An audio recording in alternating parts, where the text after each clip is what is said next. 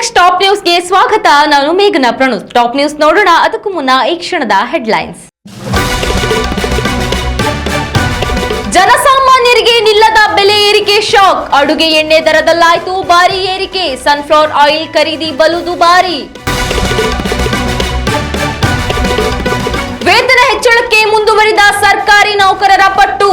ಮೇ 20ರಂದು ಸರ್ಕಾರಿ ಬಸ್ಗಳು ರೋಡ್ಗಿಳಿಯೋದು ಡೌಟ್. ಸರ್ಕಾರಕ್ಕೆ ಬಿಸಿ ಮುಟ್ಟಿಸಲು ಅನಿರ್ದಿಷ್ಟಾವಧಿ ಮುಷ್ಕರ ನಿರ್ಧಾರ. ಲಿವರ್ ಸಮಸ್ಯೆ ಇದ್ರೂ ಮದ್ಯ ಬೇಕೆಂದು ಪಟ್ಟು. ಎಣ್ಣೆ ಕೊಡಿಸಿದ ಪತ್ನಿ ಮೇಲೆ ಭಯಂಕರ ಸಿಟ್ಟು. ಆಸ್ಪತ್ರೆಯಿಂದ ಬರ್ತಿದ್ದಂತೆ ಆಟೋ ಚಾಲಕ ನೇಣಿಗೆ ಶರಣು. ಕಲ್ಲಂಗಡಿ ಹಣ್ಣು ಕಿತ್ತಿದ್ದಕ್ಕೆ ಬಾಲಕನ ಮೇಲೆ ರೋಷಾವೇಶ. ಚಾಕುವಿನಿಂದ ಇರಿದು ಕೊಂದ ಗೇಣಿದಾರ. 2 ಆರೋಪಿಗಳ ಬಂಧನ. ರಾಜ್ಯಾದ್ಯಂತ ವಾರವಿಡೀ ಇರಲಿದೆ ವರುಣನ ಆರ್ಭಟ. 20 ಜಿಲ್ಲೆಗಳಲ್ಲಿ ಹವಾಮಾನ ಇಲಾಖೆ ಹೈ ಅಲರ್ಟ್. 50 ಕಿಲೋಮೀಟರ್ ವೇಗದಲ್ಲಿ ಬಿರುಗಾಳಿ ಸಹಿತ ಮಳೆ. ದಿನ ಬೆಳಗಾದ್ರೆ ಸಾಕು, ಒಂದಿಲ್ಲೊಂದು ವಸ್ತುವಿನ ಬೆಲೆ ಏರಿಕೆಯ ಸುದ್ದಿಯೇ ಕಣ್ಮುಂದೆ ಬರುತ್ತೆ. ಎಲ್ಪಿಜಿ ಸಿಲಿಂಡರ್ ದರ, ಚಿನ್ನ ಬೆಳ್ಳಿ ದರ, ತರಕಾರಿ ದರ, ಹೀಗೆ ಒಂದಿಲ್ಲೊಂದು ವಸ್ತುವಿನ ದರ ಏರಿಕೆಯಾಗುತ್ತಲೇ ಇದೆ. ಮುಂದಿನ ವಾರದಲ್ಲಿ ಪೆಟ್ರೋಲ್, ಡೀಸೆಲ್ ದರವು ಏರಿಕೆಯಾಗಬಹುದು ಎಂಬ ಮುನ್ಸೂಚನೆ ಕೂಡ ದೊರಕಿದೆ. ಈ ಎಲ್ಲದರ ನಡುವೆ ಸದ್ದಿಲ್ಲದೆ ಅಡುಗೆ ಎಣ್ಣೆ ದರದಲ್ಲಿಯೂ 22% ಏರಿಕೆ ಕಂಡು ಬಂದಿದ್ದು, ಜನಸಾಮಾನ್ಯರು ಬೆಲೆ ಏರಿಕೆಯ ಬಿಸಿಗೆ ಕಂಗಾಲಾಗಿ ಹೋಗಿದ್ದಾರೆ. ಜನಸಾಮಾನ್ಯರು ಬಳಕೆ ಮಾಡುವ ಸನ್ಫ್ಲವರ್ ಅಡುಗೆ ಎಣ್ಣೆಯು ಸಾಮಾನ್ಯವಾಗಿ ಉಕ್ರೇನ್ ಹಾಗೂ ರಷ್ಯಾದಿಂದಲೇ ಭಾರತಕ್ಕೆ ಆಮದಾಗುತ್ತದೆ. ಮಧ್ಯಪ್ರಾಚ್ಯದಲ್ಲಿ ನಡೆಯುತ್ತಿರುವ ಯುದ್ಧದ ಬಿಕ್ಕಟ್ಟಿನಿಂದಾಗಿ ಅಡುಗೆ ಎಣ್ಣೆಯ ಪೂರೈಕೆಯಲ್ಲಿ ಭಾರಿ ವ್ಯತ್ಯಯ ಉಂಟಾಗಿದೆ.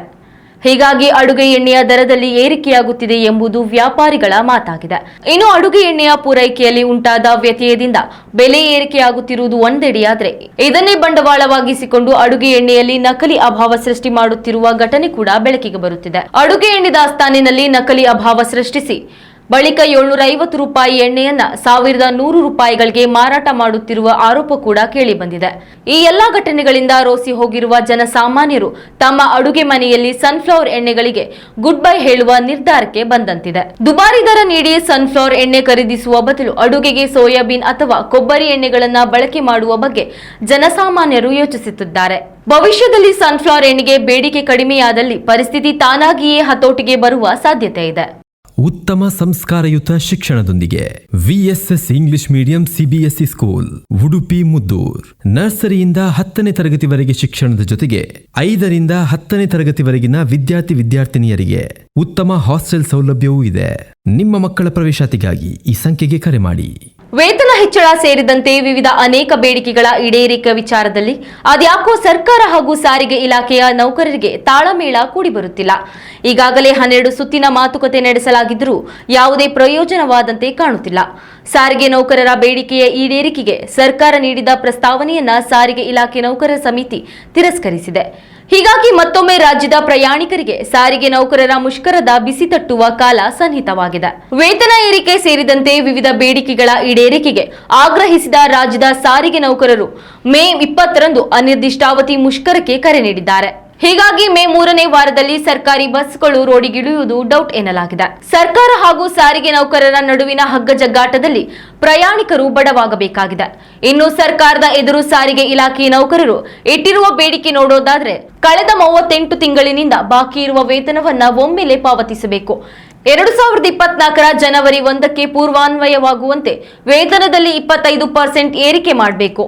ಒಪ್ಪಿಕೊಂಡಿರುವ 1272 ಕೋಟಿ ಬಾಕಿ ಮೊತ್ತವನ್ನ ಕಂತುಗಳಲ್ಲಿ ನೀಡುವ ಬದಲು ಏಕಕಂತು ಪಾವತಿ ಮಾಡಬೇಕು.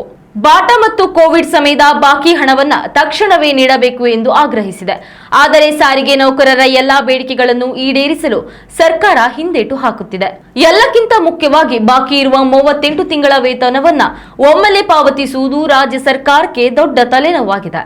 ಆದರೆ ಬೇಡಿಕೆ ಈಡೇರದ ಹೊರತು ಬಸ್ಸುಗಳು ರೋಡಿಗಿಳಿಯುವ ಮಾತೇ ಇಲ್ಲ ಎಂದು ಸಾರಿಗೆ ನೌಕರರು ಪಟ್ಟು ಹಿಡಿದಿದ್ದಾರೆ.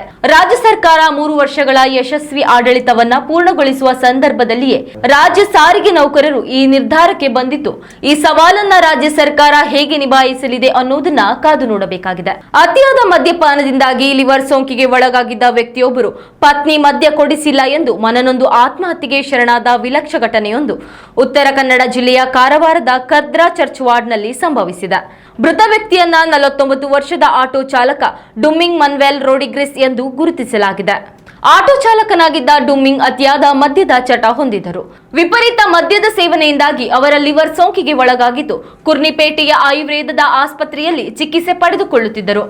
ಮದ್ಯ ಸೇವನೆ ಮಾಡಿದರೆ ಜೀವಕ್ಕೆ ಅಪಾಯವಿದೆ, ಹೀಗಾಗಿ ಯಾವುದೇ ಕಾರಣಕ್ಕೂ ಮದ್ಯಪಾನ ಮಾಡದಂತೆ ವೈದ್ಯರು ಡುಮ್ಮಿಂಗ್ಗೆ ಎಚ್ಚರಿಕೆ ನೀಡಿದ್ದರು. ಆದರೆ ಎಷ್ಟೇ ಅನಾರೋಗ್ಯವಾಗಿದ್ದರೂ ಡುಮ್ಮಿಂಗ್ ಮಾತ್ರ ಎಣ್ಣೆ ಮೇಲಿನ ಮೋಹ ಒಂಚೂರು ಬಿಟ್ಟಿರಲಿಲ್ಲ.